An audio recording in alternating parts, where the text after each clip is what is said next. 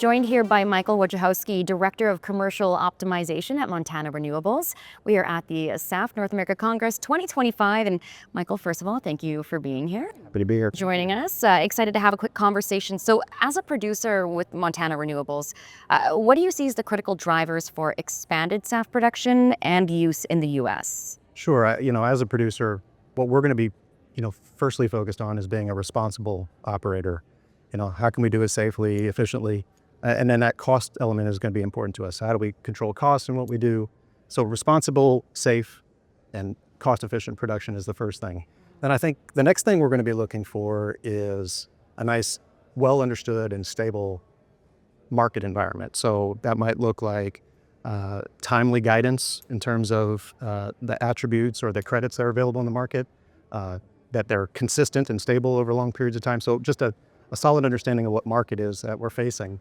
And then I would say, the last thing is, as a producer of SAF, one of the hardest things we face is getting our barrel into an airport.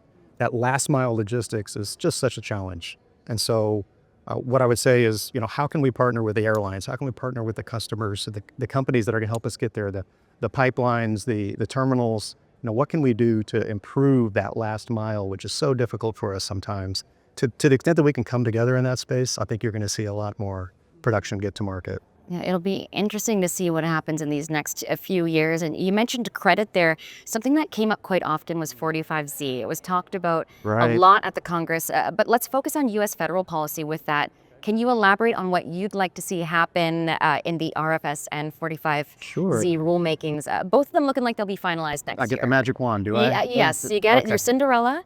What's the hope? Okay, well, so let's start with the RFS. So, we think a lot of good has come. There's been a lot of progress made. But what I would suggest, or what I think we would hope for with the RFS, is that we are ambitious and we go ahead and set a goal on that renewable volume obligation that puts the agricultural businesses back to work, puts the energy complex back to work. So how can we get something as ambitious as a 90% utilization on capacity, something that's really going to bring us back into production? So on the RFS, magic wand, let's set that bio-based diesel goal at something like 90% utilization. And then for 45Z, again, it's been constructive. They were able to extend it through 2029. That's, as a producer, you want to see things that are in place for a long time. But we're still waiting. We are almost to the end of 2025, and we're still waiting for finalized guidance on how we can even claim our 2025 tax credits. And so it's been tough because basically we're loaning the government our money until they figure out how to say, well, here's how you can claim that credit. And so we're waiting for that timely guidance on 2025 and the same even in 2026. So to the extent that they can, how can we get that out so that we're know how to engage and claim those credits. Right. So not just patience, but faith as well. And that's at the federal level. So what about at the state level?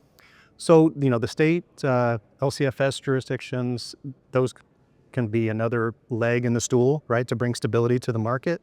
That's where most of our production is focused, is how do we get into those jurisdictions where we can get both federal and, state incentives. And I think, what's unique about the state incentives is they're able to tailor those to maybe attract other fuels or to address, the things in that state's market that they're trying to solve for.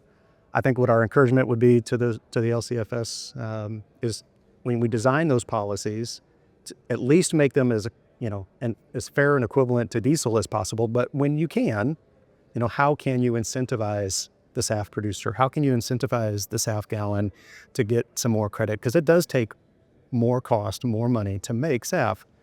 So it needs to be sold at that premium to diesel. So anything they can do to help solve that premium gap, that's going to help.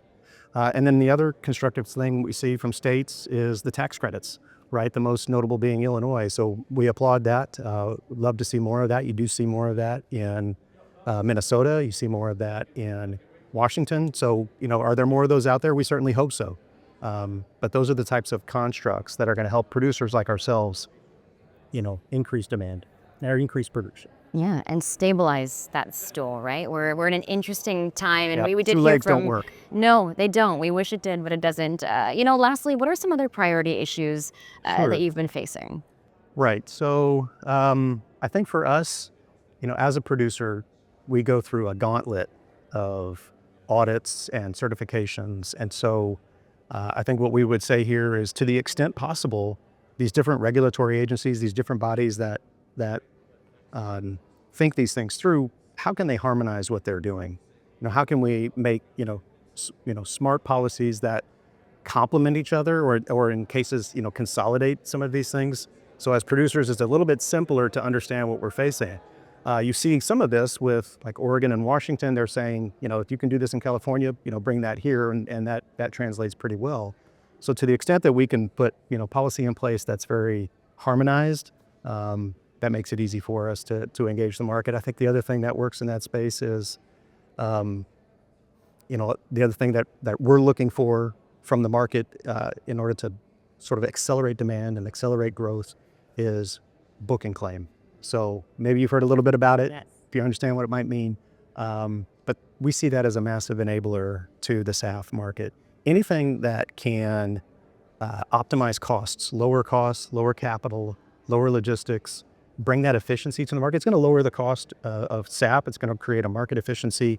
And if we can create more demand at that price point, then you're going to see more production. So, how can responsible airlines, responsible corporates, responsible producers like ourselves, we're all going through audits. We're all sort of, trying to do good and trying to do right. Can we, as a three-party system there, what can we do to demonstrate to everybody this is how it can work, and this is how it can work efficiently? Book and claim is our mechanism to do that. So that's another priority for us, is understanding that, leaning into that, and trying to allow that to help us grow. Taking out some of those geophysical constraints and then allowing equal access to the market if people maybe aren't in the right space physically. Yeah. So it's a great system, book and claim, to look into. That's all I have for you. Any takeaways from the Congress you want to add? Another great event. It really turned out well for us. We hope everybody comes back, next year, as we look forward to seeing everybody again. Amazing. We'll see you in 2026 and see what changes have been made. That's Michael Wojciechowski, Director of Commercial Optimization at Montana Renewables.